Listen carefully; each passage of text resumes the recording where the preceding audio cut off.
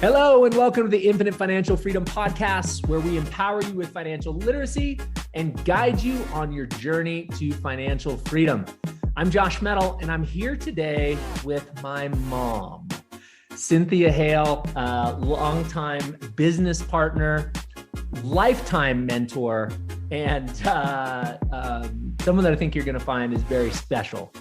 And we're here today to talk about a unique happening and really a celebration for us. This year marks the 20th anniversary that my mom and I have owned an apartment building. And what we're going to do is like a case study. We're going to go back and we're going to talk about the 20-year journey with just one piece of property. And what's interesting at the end of that 20-year road is that we've learned so much. And the dynamics of the property have changed so much. And a lot of it I would have never have guessed. I mean, if you would have asked me 20 years ago, what's this going to look like in 20 years? I never would have described it where we are now. Mom, would you? I mean, are you as surprised as I am? Not as surprised as you are, because I watched my mom and dad do it. But back when we started this, you were looking for a wife. I mean, you had your mind elsewhere. This is true. This is very true. You only get this kind of information when mom's on the podcast, by the way, everybody. Oh, well, Mom, I should finish your introduction because I think it's important that people know your background. So, Mom was a serial entrepreneur when I grew up, and I saw her run and operate, and I worked in many of her businesses, or at least a couple. And that's really where my entrepreneurial spirit came from. And then Mom and I moved from Southern California to Salt Lake City, Utah, to work on a real estate apartment building that my grandparents had foreclosed upon. Supposed to be a 6-month project, wasn't it, Mom? I think so. Yeah, I think it was a 6-month. I remember we were driving past Vegas on the way to Utah and talked about 6 months. And I thought, okay, we'll be back in 6 months. And then 5 years later, the project ended and we never moved back. And that worked out okay. But it was just, interesting. And so I grew up weeding and landscaping alongside my grandpa and working 40, 50-hour weeks at 11 years old. My mom was working as borrowed too much money. That's right. Yeah, that's true. We'll talk about leverage later, Mom. And my mom was working, she got thrown into an apartment manager job. She had 90 units that she was managing. And then eventually after that project was done, my mom went back to law school, got her law degree. She was Phi Kappa Phi, which means she was, very top of her class. And she was the first female lawyer to go into solo practice, which means that she didn't go work for a big firm. I think she would confirm she's unemployable. True, in many ways. She wanted to be the boss from day one. She created UtahLandlady.com, which was actually the genesis and idea for a website that I started, which was UtahPositionsHomeLoans.com. And she created her own website, did her own HTML coding, and created the first female solo law practice in Utah's history. And I put up the third lawyer website in the country. Yes. I coded it all myself. That's right. And boy, we could really go down a rabbit hole there, but obviously Mom has been an entrepreneurial, an investor, and just kind of a brave soul mentor to me. Because I've never seen anything that Mom didn't look at and want to do, and she didn't just dive head first and figure out how to do it. So she's that kind of lady, and she's been a great partner and a great mom. So thanks, Mom. I love you. Love you back. We got to kick off with that. All right, so I want to tee this up, and then I want to just be quiet for a minute and let you tell the story. And as you tell the story of Wall Street, 475 North Wall Street, I'll pull out some of the threads and maybe we'll get into some of the numbers, but let's just start back at the beginning. And how did we, how did the buy side of this property go? What kind of landmines did we run into? There were some surprises. like, let's just kind of tell the opening story, the first quarter, if you will, of our history with this property in the first 5 years of owning it. Okay, I'll fast mouth it. We learned just about every mistake in the world on this property. Yeah. I don't think you can start no matter how much you learn. And honestly, I have a law degree and years of real estate practice, and we still stepped on tons of landmines. So if you wait to learn everything in the world before you start, it won't happen. And that was my attitude. So I found this eightplex. I closed Josh to be my partner because he was the one with the provable income. And we got, we were poor. Josh had a full daytime job. I was new in practice as a lawyer, daytime job. We were doing this all ourselves. We had done two things prior. We had bought a condo on the courthouse steps and the Ark in North Salt Lake. We called it the Ark, 4,000 square foot of, we learned how to renovate on that one because we didn't have a budget. So we did it ourselves, 4,000 square feet of painting and everything. So by the time, it's amazing to me that we kept going. Yeah. So now we're going for an eightplex. I mean, well, and if I could just pause for a second, the first two investments were not successes. The condo was over time. Say again.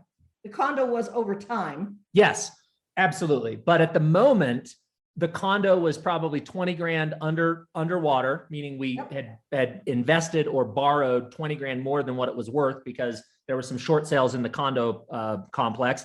And the Ark, the 4,000 square foot home in North Salt Lake, we worked our butts off. I mean, we're talking 10 o'clock at night, rolling the paint across the roof, Saturdays, Sundays, open houses. And the whole summer. And we paid back our partners that provided some of the capital. We got our investment back. And what did we make, like $2,000? Oh, we figured we probably made 29 cents an hour. We should have been delivering papers. That was the joke. But the amazing thing is we kept going. Yeah. And it's amazing to me, after the first two disasters, we kept going. So this was our third one. So I'll keep talking until you cut me off. Okay, so we made the offer. The offer got accepted. What did we pay, Bud? $315,000 for this eightplex? Yeah, my recollection is $315,000. And that was in 2001. Correct. So that was your first year as a loan broker, I think. So you were starting a new business. I was new in business. So the day before the close, Josh gets called in. He tells the story better than I will. And the loan broker says, hey, the good news is you get the loan. The bad news is you've got to come in with $20,000 more, and we're going to bump your interest rate up a point or two. And Josh told him to take a hike. And then he called me and said, I told him to take a hike. And I went, no, you can't tell him to take a hike. I really want this. And I wasn't going to let it go. And so the first time in my life, my parents had sold the 90 units and they had some money sitting there that my mom was trying to do some dumb stuff with. So I begged my mom for a loan, and it was so depressing and demoralizing, but I begged for the loan. She gave us the loan, first position. It was the First National Bank of Hale, I called it. And that's my last name. And so they gave us the loan at 8.5% interest. And for the first 5 years, Josh and I paid 8.5% interest. We 100% financed the property. Don't follow this example. We're not telling you how to do it right. We're just telling you how we did it. We still made it go right.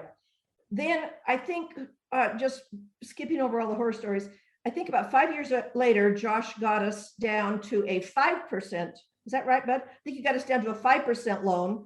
For the first time ever, we were positive cash flow because Josh got me to read Rich Dad, Poor Dad, and I was completely unable to have negative cash flow anymore.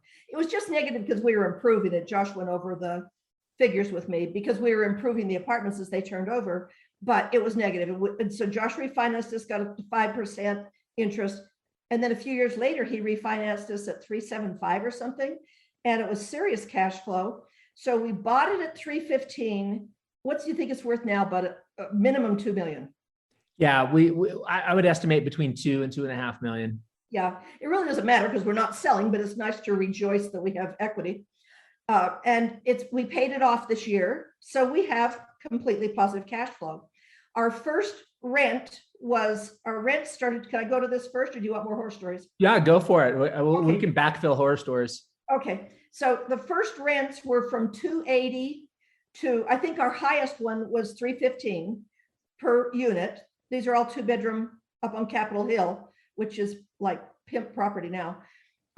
And now I just rented the last one a couple of weeks ago for 1,450 plus water, sewer, and garbage, so 1,480, Yeah. 1,490. Yeah. So from 300 average to 1,490 in that time period, and it's all positive cash flow, pretty much, other than just renovations as we go along, because the mortgage is paid off after 20 years.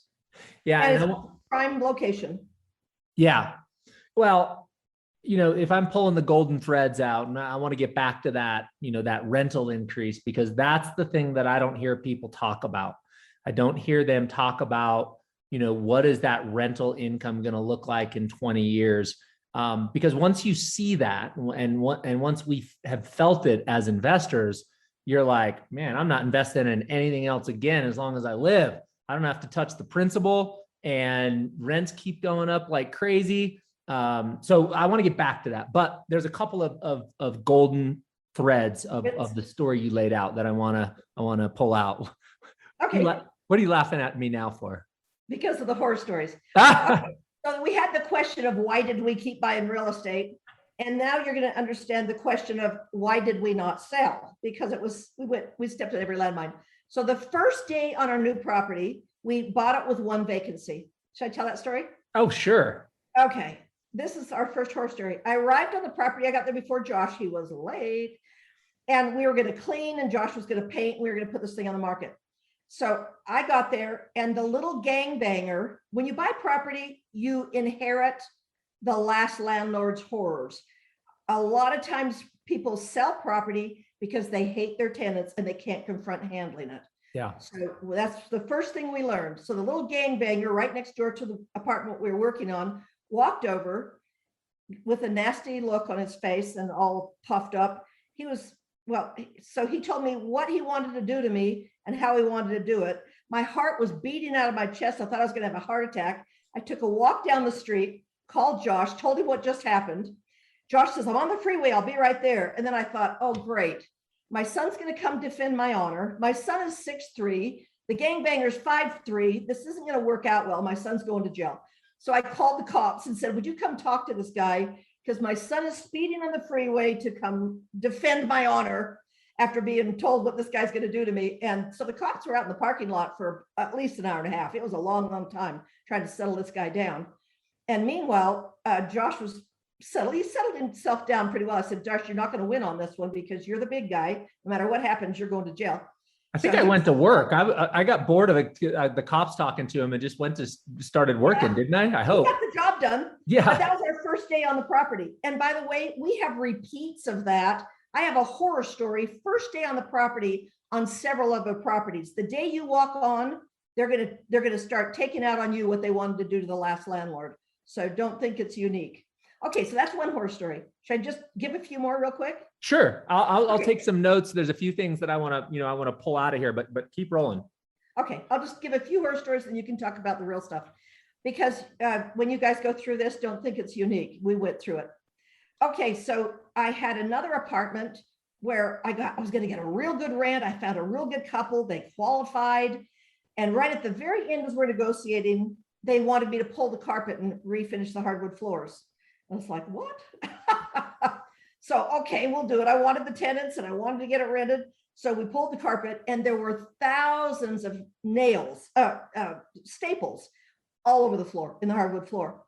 And years later, I learned that there's such a thing as scrapers and that the refinishers that were coming the next day would have scraped the nails off, but I didn't know that. I was a brand new landlord. So I got on my hands and knees all night long. I think I left like 1:30 in the morning, maybe later, picking with a knife and a screwdriver, picking thousands of staples out of the floor. And I was in court at 8 o'clock the next morning. I had court cases on these things. So, and I had to take ibuprofen because I could hardly move. I was bent over all night long. I could barely move. And I won the case. Okay. So that's the second one. So that's the second horror story because I didn't know there was such a thing as a scraper. And then there was another one, another night, and Josh and I had no budget. We were financing all the renovations. So I was trying to keep the cost down. So I thought I was saving money by getting all those staples out. And then on another apartment right next door, one day we weren't financing the renovations. That was our part of the investment. We financed the purchase price, but we were paying cash, our investment for the renovations, weren't we? Well, I meant we're financing out of our own paychecks. There we go. We're paying people to live there, basically. So, okay, so on the next one, I'm about 11 o'clock at night, I re-cemented a floor where the toilet was kind of caving in. Don't do this, guys. I had to rent this apartment the next day. So there's this black cement you can get from Home Depot, and I cemented the floor, waited for that. And then I laid the tile, and Josh calls me about 11 o'clock and says, "What the hell are you doing?" So I just swore, sorry, can you believe that? "What are you doing?" You're good. You have okay. amnesty here, Mom. Okay, good. I said, "Well, I'm tiling the floor in number 5. He goes, "Stop that right now. Go home, get somebody to do it." I said, "I got bids. The best bid was $350. Do you have $350? He goes, "No, I don't have $350. I said, "Well, I don't have $350. So I'm going to tile the floor." I tiled the floor. I was in court the next morning at 8 o'clock. By the way, my handyman told me about 6 years later that I did a really good job and he was proud of me. It lasted for like 10 years. I did a good job. And then, okay, one more horse story and I'll stop. So when Josh quit helping me, the day he quit helping on renovations, because Josh would come help me on all the painting, hanging blinds and everything, the day he quit. So after work, we'd go take care of the service requests. So after work, Josh and I went up to fix a leaking toilet. So Josh is laying underneath the toilet. Well, it's like a tank to toilet kit he was installing. So he's laying in the cork under the toilet trying to figure out how to make it work. I'm holding the tank and it leaked on him. It ruined his first brand new silk shirt.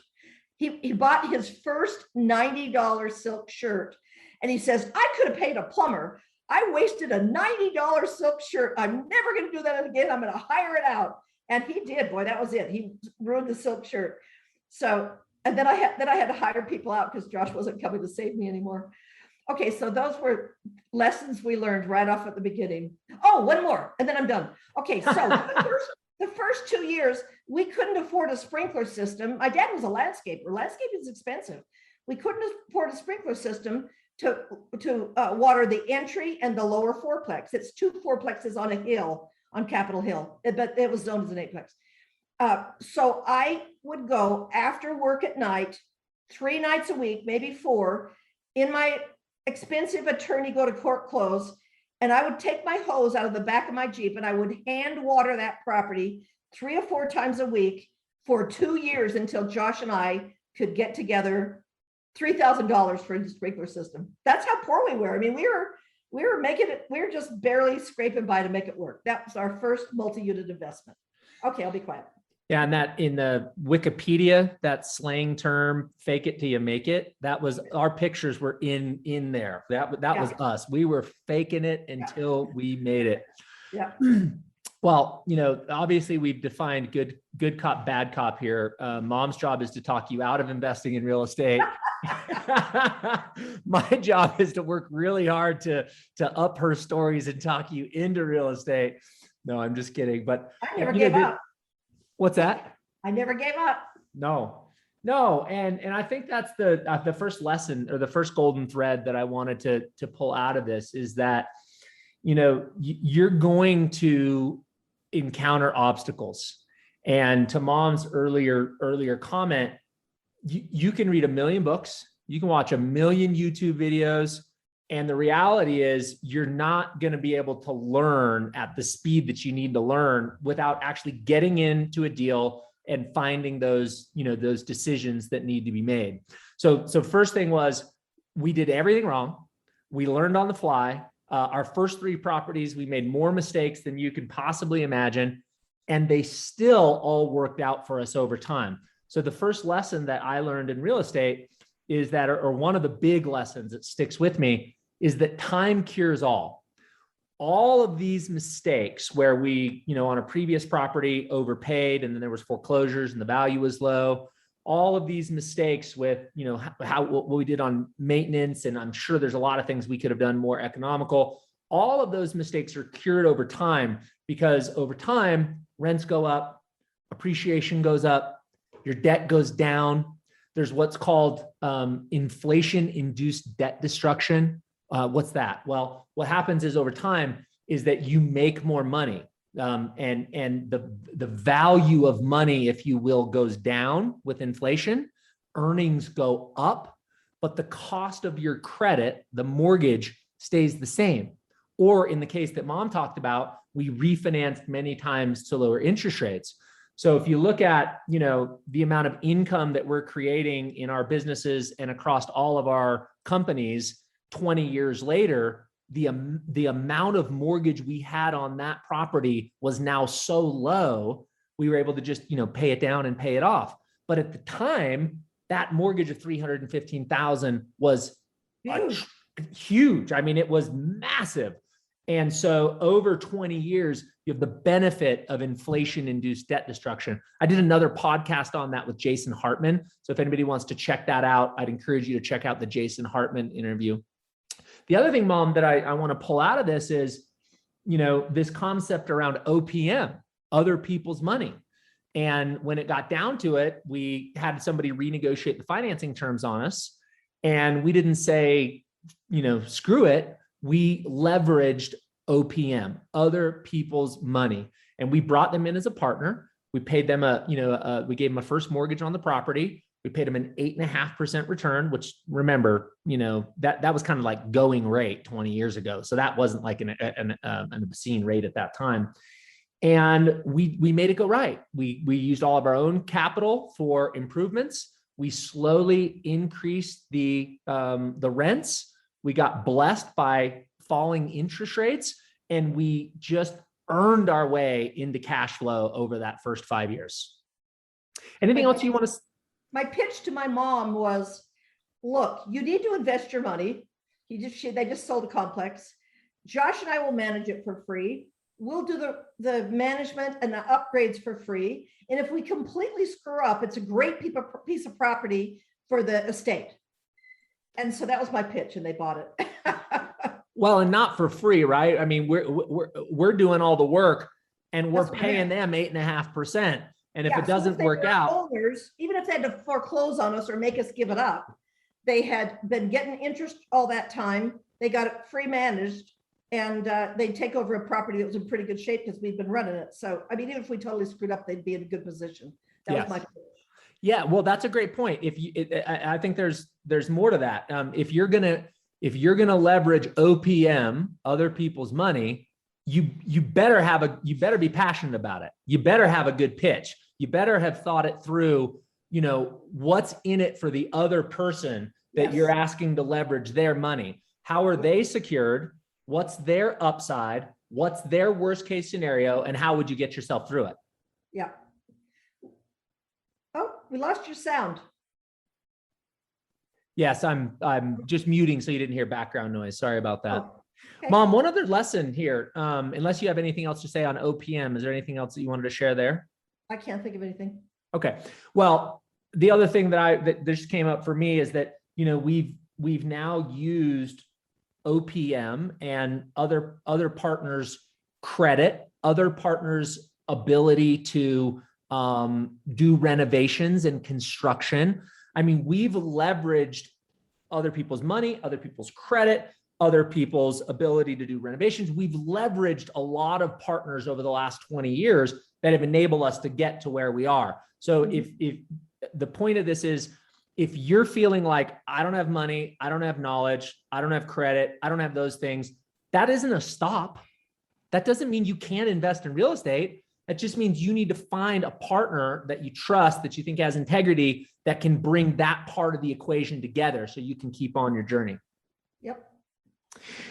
The other thing, Mom, that I think is important to pull out of what you were talking about is this concept around every time we buy a property, we know that there's going to be things we haven't accounted for, tenant issues that we're going to have to turn over, and it's going to take a couple of years. We call it getting a property under control.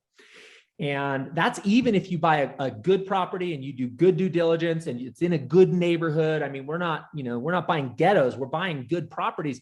There's still surprises.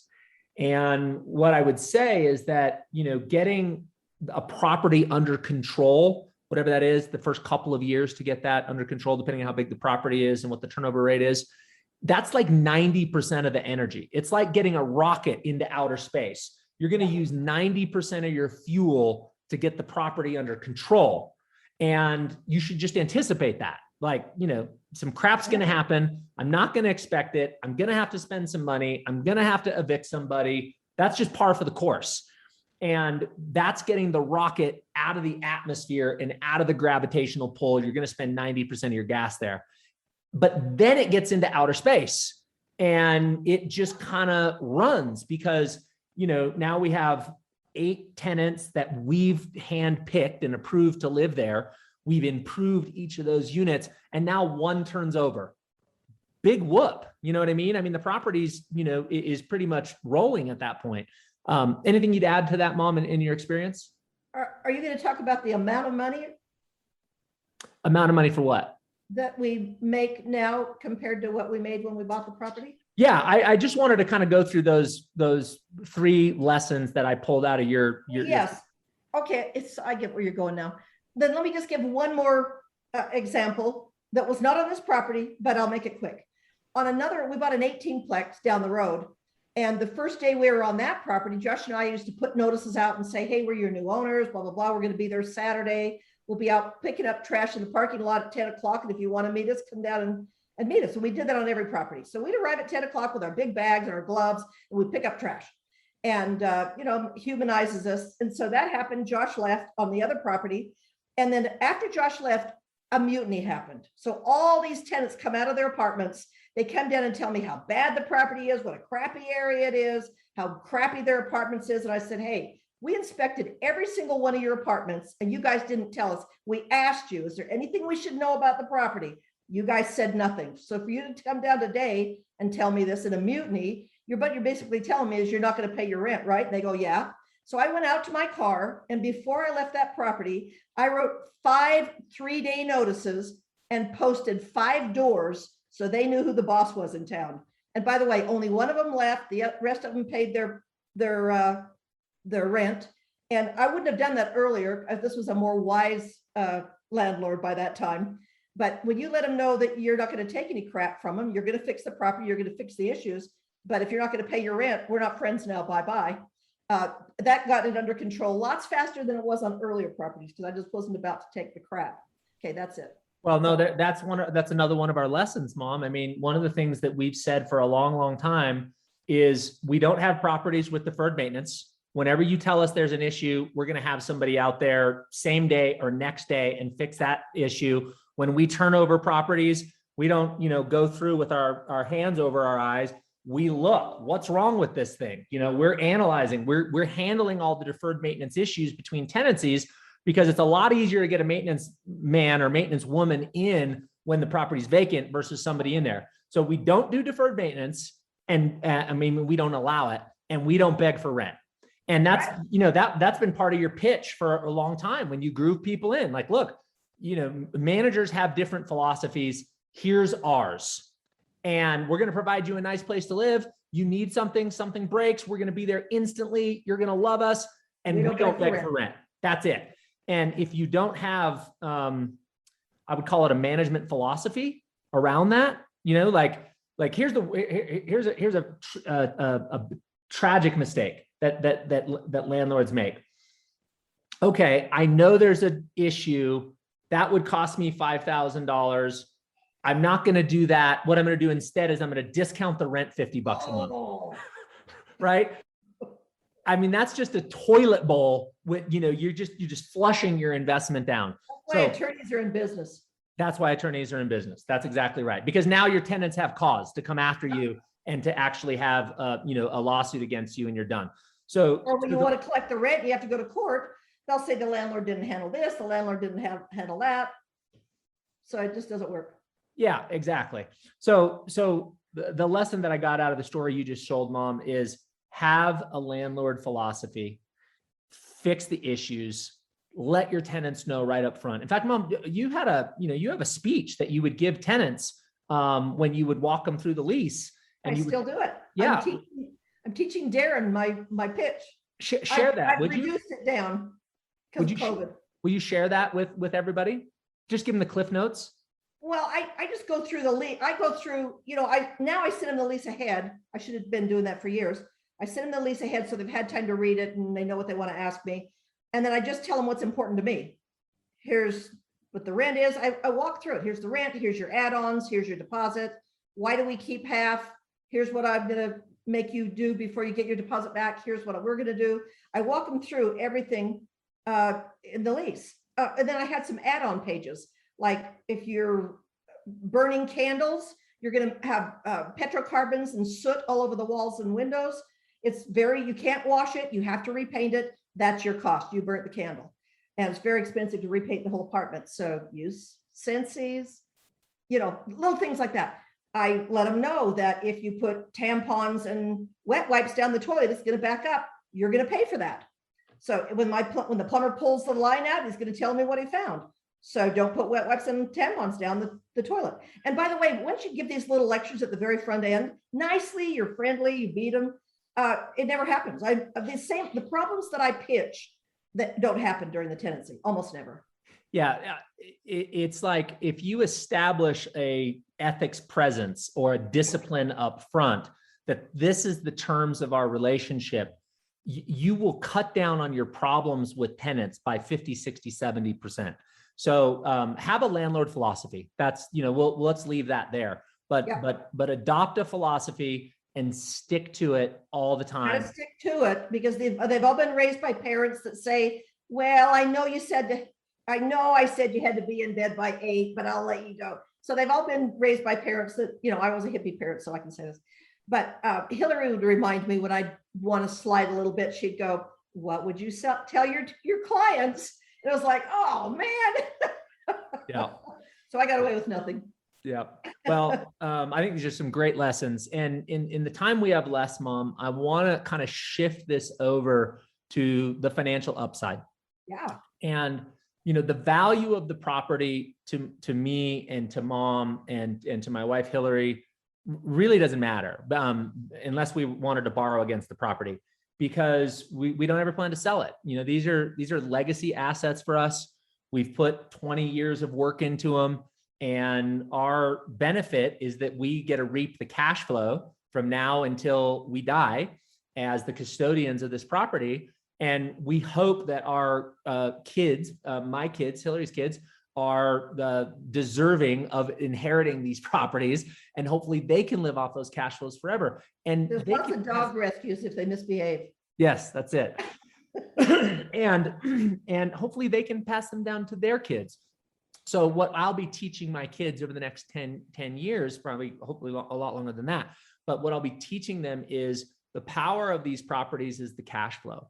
And that's what I really want to focus on for the rest of this, interview, because what I didn't anticipate is that our rents would grow the way they have over the last 20 years. When we bought this building, we were bringing in between $280. I actually think there was some that were rented for $250, up to $315 in rent. So we would average somewhere around $300 a month in rent. That means that we were generating $28,800 in gross rents a year. Now, what I'm explaining to you right now is tied into inflation-induced debt destruction. So make sure you get this. When we bought the property, total gross rents, $300 a month average times 8, $2,400 a month means we were bringing in $28,800 per year in gross rents. Fast forward 20 years later to 2021, Mom just said she just rented her most recent unit for the highest rents ever, essentially $1,490. Well, we're bringing in $123,840 in gross rents. Now, keep in mind, there's still management expenses.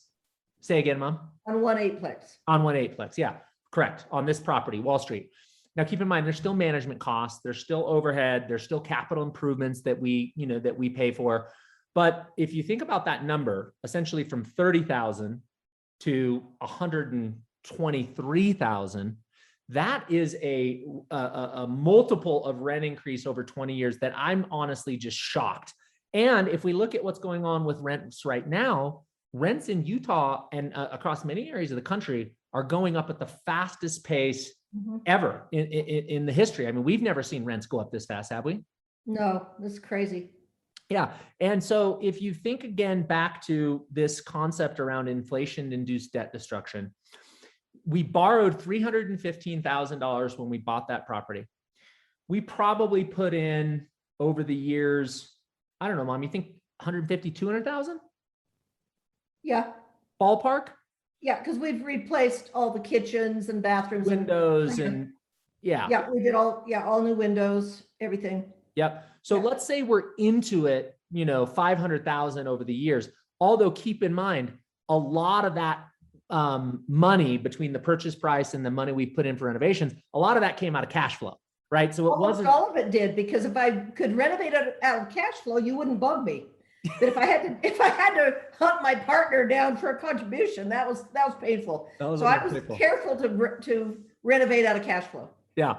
So really, I think, even that renovation, we probably shouldn't even put into the equation. Let's just talk about the initial loan of $315,000 that in the moment felt monstrous. Oh, it felt onerous, $315,000 at an 8.5% interest rate. But if you fast forward 20 years, now the property brings in $123,840. It brings in 45% of the purchase price of the property per year. Wow. That's inflation-induced debt destruction, because the rents go up. My income has gone up. Our income on our portfolio has gone up. The value of money is less because of inflation, but the cost of the credit is the same because we borrowed $315,000. Now, actually, the cost of the credit's less because we've refinanced twice. So that's the power of owning properties a very long time, is you get this compound interest effect on your rents, right? Because year one, rents are at 300. Year two, you're raising them to 315. So if rents raise 5% per year, which it's probably been more than that over the last 20 years, but let's just say it's 5%. It's 5% on 300 the first year, 5% on 315, 5% on 350, 5% on 375, right? It's a compounding of interest on the rental amount. So the rents are going up exponentially, right? Compound interest is the eighth wonder of the world. That's what's happening to your rents. The cost of your debt stays the same, and the amount of the debt goes down. Now, there's one other thing that I'll say, Mom, and then I'm gonna turn it over to you to kind of close out here. All right. So the other thing that I think that I was going to mention is that over that period of time, we also got to depreciate the property. That's what I was going to say. What does that mean? Well, what happens is the IRS tax code says you can take the value of that property and you can minus off the land. And then what you can do is you can depreciate the different types of property. So the roof might be 20-year property, the refrigerator might be 5-year property, and you can depreciate those individual assets. This is called a cost segregation study. And you can take those depreciated loss, meaning that if a fridge is, cost you $1,000, but it's only it's only going to last for 5 years, then each year it's worth 20% less, and you can depreciate that against your income. So it was creating more income in terms of having a lower tax rate for me as an investor. I had the appreciation of the rents, not even talking about the price. I had the amortization of the loan, and the phantom winner, the phantom upside for the investor is inflation-induced debt destruction. And nobody thinks about that, but the actual value of the debt goes down because you have increased rents and you have inflation over long periods of time. Mom, did I describe that in a way that is understandable? Well, let me just say why that's important. The reason Josh puts value on the rent increases, the paying down of the debt, the depreciation. Do you notice that Josh didn't talk about the increased value of the property? Do you know why he didn't talk about the increased value of the property? Because we don't plan to sell. It's nice to know. It's fun to know you have X amount of value in your property, but we don't plan to sell. These are legacies we plan to pass on. So we don't, Josh didn't even discuss, and everybody who buys property discusses how much will it be worth in 10 years? How much, they don't talk about the rent raises. They don't think about that. They just want to know, how soon can I sell it and buy my boat? And we don't think like that. If you can put yourself down, even a 1/8plex, even a 4plex, think of that for your even if half of these dollar figures for your retirement. If you can say, for 20 years, I'm going to manage this darn thing and play the game for 20 years, your retirement is done, and you got a lot of leftover for your heirs. So we don't really think much about, Josh told me last year some figure that we had, what the figures were of our assets, and I was shocked, because I don't think about it, because I don't plan on spending it in my lifetime. But everybody who buys thinks of, how much will it be worth? How soon can I sell it? When can I get my boat? And that's why it's so hard to find partners, because they want to cut and run in the 10-year mark and go buy their boat. If you can just put yourself to it for 20 years, that's what we've done. We now have an enormous estate, and we don't care, because we just love the game. We're keeping at it. We're still buying. We bought 2 properties already this year, right? Yeah. And the cash flow, I'll tell you, the first 10 years of owning any property is a struggle, and there's cash injections, and it's a lot of work. From there on forward, the gains get exponential and they get outsized. But the other thing that we didn't really touch on, there's actually 2 things I want to touch on. The other thing we didn't touch on is, when you buy a piece of real estate, one of the things that's so powerful about real estate is that you get the upside appreciation on the entire value of the asset. Right. And when you buy a stock, you get the upside and the appreciation on the amount of capital that you contribute, the amount of dollars that you put into that investment. And it's really important that people bifurcate those and think through those separately. So let's take the scenario of someone buying a home. Mom, this is their first home, and maybe they're going to turn it into a rental property and buy another home. They have a $300,000 purchase price they're going to pay for that home, and they're going to put down 10%. So they're going to put down $30,000. And in Utah last year, residential real estate went up 23.4%. 23.4% is how much housing has gone up over the last 12 months. So when you own real estate, it wasn't your $30,000 or down payment that went up 23.4%. It was the entire value of the property. So the 23.4% of your 300,000, I'm just throwing in my nifty calculator here real quick, means that you had appreciation of $70,200. $70,200 on a $300,000 house, but you only put in $300,000. So that means that you had an upside return of 234% in 1 year. Does that make sense? Because absolutely. Yeah, because your capital of 30,000 more than doubled in 1 year. And so that's leverage, right, Mom? That's the leverage of using debt. And when you use debt, we hope that you do it with positive cash flow. That's one of the the early lessons that we learned is we could survive the Great Recession when everybody around us was having short sales and foreclosures and going to bankruptcy.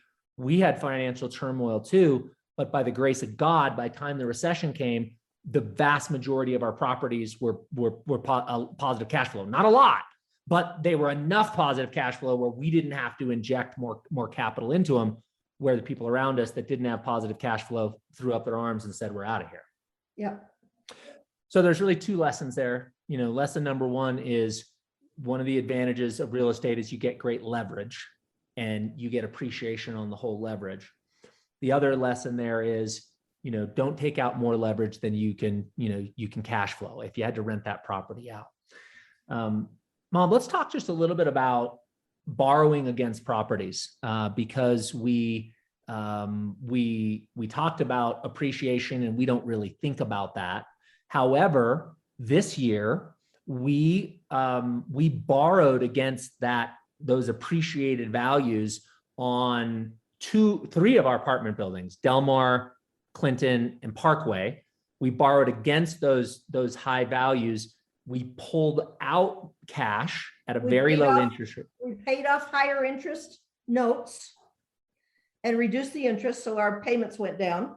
Yep. Don't forget that part. Yep. So we pulled out, we pulled out about $1.5 million in cash at interest rates somewhere around 3%, right around there, right? Maybe somewhere 2.7, 2.8. And then we used that money and we paid off all the loans on our houses. And those house loans were, 5.5 or 6%. So we borrowed against the asset. Now, this is the lesson I wanted to get to, is that when you borrow against an asset and you extract equity, that's a non-taxable event.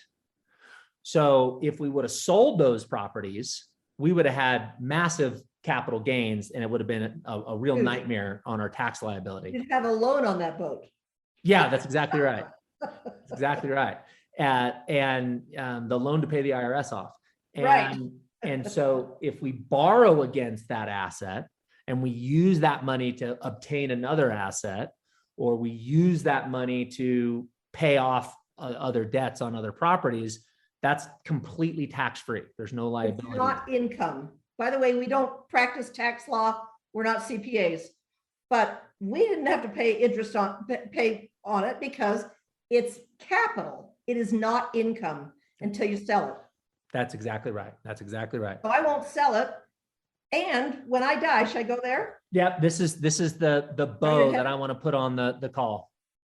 Okay, so when I die, I always tell Josh, sell when I die. If you're going to sell when I die, because Josh will get what is called a stepped up basis.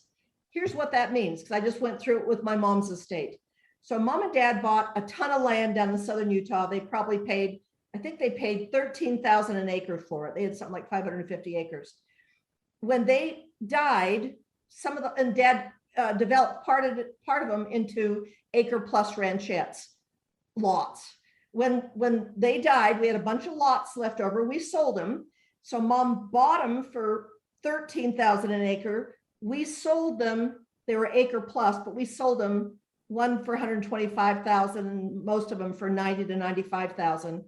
But when mom died, if she would have sold those lots, she would have paid taxes on all the gain. That's right. But when mom died, the basis, the value stepped up to the day we had it appraised the day she died, and we did not have to pay income tax or capital gain tax on any of that gain, because when you die, it steps up. Now, the government might change those laws in the future, but for now, if the laws stay as they are, when I die, Josh will get a stepped up value, so that half of the property that I own with Josh, my half of the property will be raised up to today's value.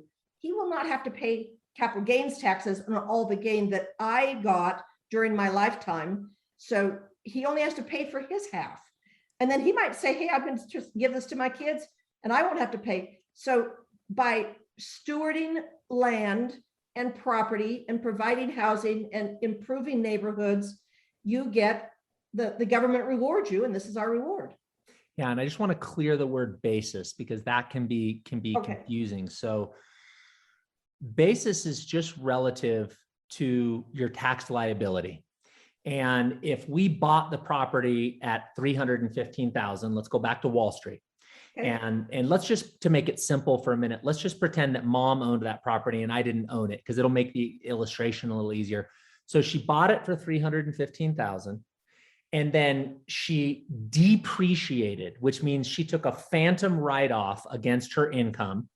And let's say she depreciated it down to 100,000, because there's a land value there that you cannot depreciate. So let's say she took $215,000 of tax deduction. Now the basis that she's going to owe taxes on is everything above 100,000, because she bought it at 315. She took a tax write-off called depreciation of 215,000. Now her basis is 100,000. So if she decided to sell before she passed away, she would need to pay taxes, capital gains, on everything between what her basis is That's basically where the IRS says that's what you're into the property, essentially. And she would need to pay taxes on everything between there and where she sells the property. Now it gets slightly more. Yeah, it gets slightly more complicated than that, because if she's done capital improvements, we talked about putting $200,000 into the property, then that actually raises the basis. But I'm just trying to keep it simplistic. Yeah. So if the basis is now 100,000, that's the IRS's benchmark. And they're saying everything you sell it over that basis, whatever the basis is determined to be, which is going to be done by your CPA. It better be. Don't figure that out on your own. That's what the IRS is going to charge capital gains on. What mom is saying is, when you pass on and you inherit, your kids inherit that money, their basis isn't the same as your basis. Right. Your basis is 100,000, but the kids or whoever inherits that property, their basis is fair market value of what that property is the day that the person passed away. So in our illustration today, and mom, don't die today, because we got a lot more fun to have. I got a lot more fun to have too. Yeah. But if today was the day that mom made her maker, the property's worth 2 million, and I inherited that property, my basis isn't 100,000. My basis is 2 million. So if I sell it in a year, which I never would, but if I did in a year and I sold it for 2.2 million, my tax liability, my capital gains, is only the difference between what the value of the property was the day mom died and the value that I sold the property. In essence, mom has taken the tax deduction while she lived in the property, the owner did, so that saved her taxes. And then the kids get to inherit and have the higher basis. So essentially you pass down generationally without paying taxes on that property. Clean slate. Clean slate, baby. Yep, that's right. And I think, we'll just end, mom. And I think we've covered some really informative stuff. I really appreciate you coming down or coming on the show with me. But I want to talk a little bit about this idea that you and I have talked about passing on life's energy.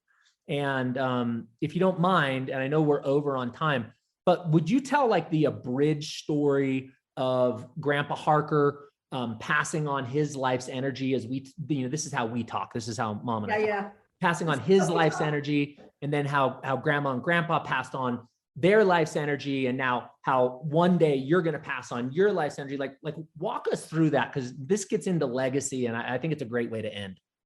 It is a great thing. Okay, so both my grandpas were farmers.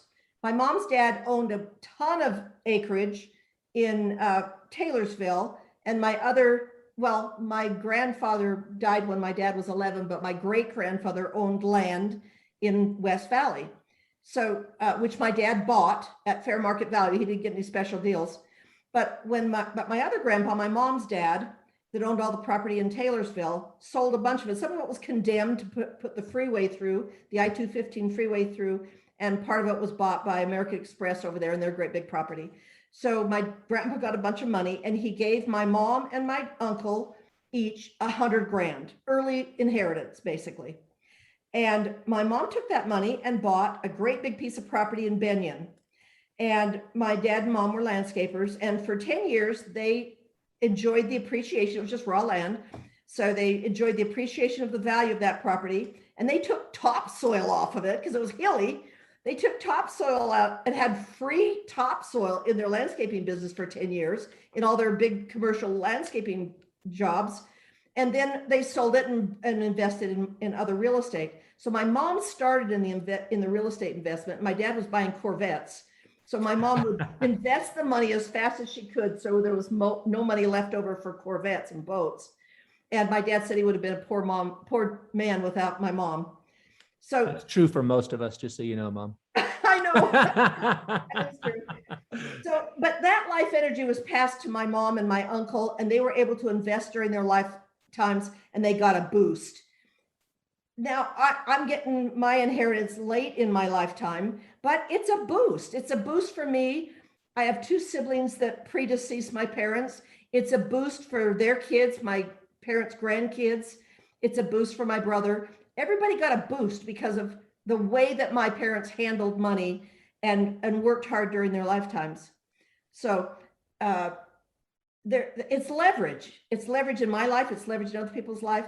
I think in real estate, one of the best leverages, Josh talked about all the money leverages. One of the best leverages there is time. Yes. If you can just hold property for a good period of time, you'll come to realize the value of that property, and it becomes more than you thought it was going to be, because you get a different pitch when you're buying it, because you're looking at the day you're going to sell. So you get the pitch of what it will be worth, what's the write-off. But when you have it for a long period of time, you realize how absolutely valuable land is.